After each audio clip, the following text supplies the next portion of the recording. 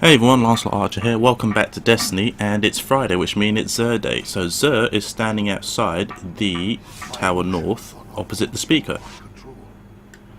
So let's see what he's got today.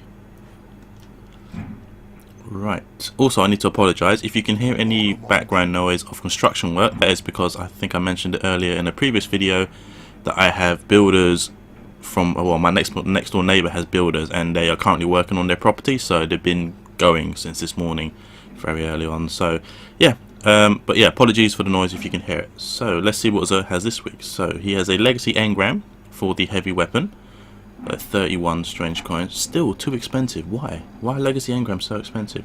Right, next we have the ACD zero feedback fence. These are for the Titans. This is running a discipline strength roll.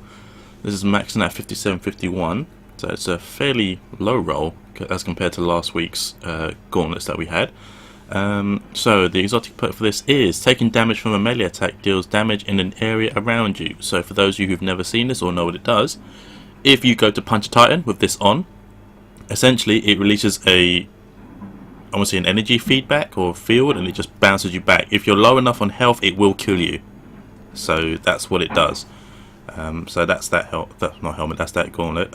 It's been around since year 2. I think it's been out for year 3 for a while now. I use it from time to time with Titans. It's quite amusing to use. It's a hilarious gauntlet. But yeah, it's not a bad one. But it's mainly used for, I would say, Crucible.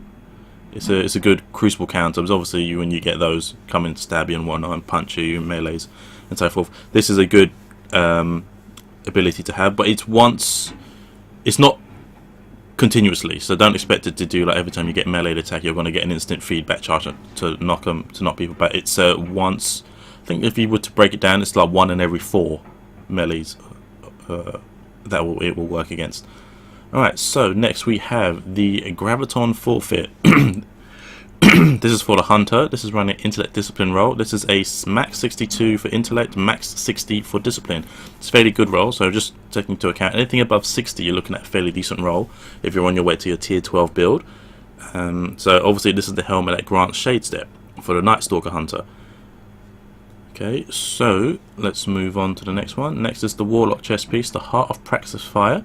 This is a purely discipline rolled chest piece. It's maxing at 130. I do not know if this is the max roll.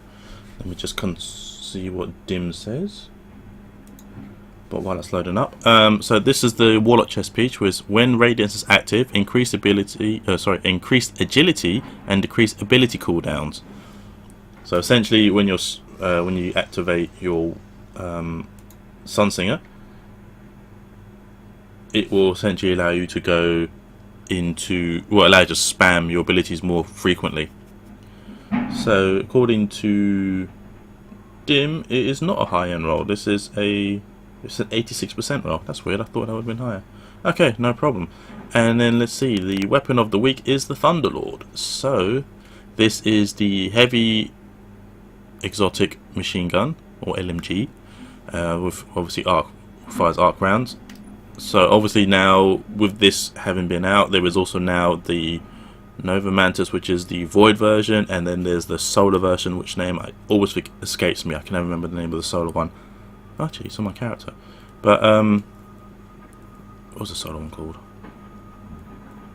There you go, Abaddon, the Solar one. So that's on sale with Xur for the weapon of the week. Okay, and then we have the usual stuff: the drives, heavy ammo packs, 3 of coins, glass needles, exotic shards, and the motes light. So interesting rolls this week. But if you haven't got any of these, pick these up, just obviously for completion's sake. If not so, if you're looking to get your tier 12 going, last week was a better roll in terms of tier 12. But for this week, I think the GRAVITON FOREFEIT is the only one really viable for your tier 12. But yeah, these are what we have for Xur this week. Obviously, Bungie did their last Twitch reveal this week, announcing all the changes to the Crucible and what to expect and so forth. Also, they gave us a nice little fashion show for the raid. So you get to see what all the new armor looks like, which was pretty interesting. It looked all pretty good. And I was especially excited for the Warlock in the Vault of Glass gear.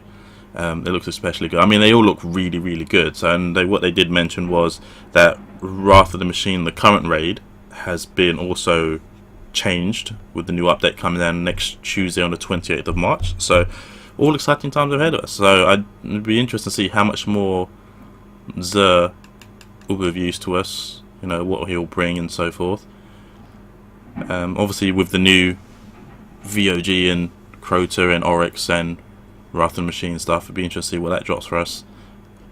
They did announce new exotics as well. They would be like a Fatebringer Adept, which is their version of a Fatebringer exotic, and a few others. They didn't give us a full list of what's what, but it's exciting to see what's coming. They did also mention that not all of the raid weapons would be exotic equivalents, so it's mostly primaries. So if you get the Adept version, which is their exotic version of the gun, that would be an elemental weapon. So elemental weapons are coming back, which is excellent, because I've missed them since year 1. But then at the same time, it did kind of make doing certain story modes and missions easy. But that's all the more reason why it's fun. So yeah, that was essentially the roundup for what Bungie had in their last reveal stream for Destiny 1. Also Destiny 2, a rumored announced date 8th of September. All speculation at the moment. There was a poster that came out yesterday that everyone was going a bit crazy for. So it just was a poster of obviously all 3 classes, the Warder, Titan and the Hunter, dressed in new gear with new weapons, and it just said Destiny 2, 8th September.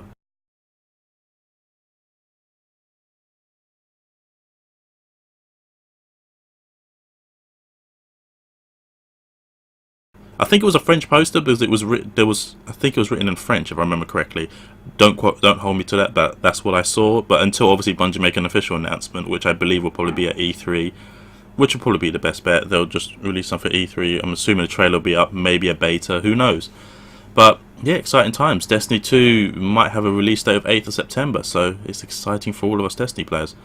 Well, so that's what we have here for Xur. I hope you will all pick these up if you don't have them. Also, don't forget to sub, like and share the video and to the channel. It would greatly help me out. And also have a great weekend. Take care, and I'll see you in the next one. Bye.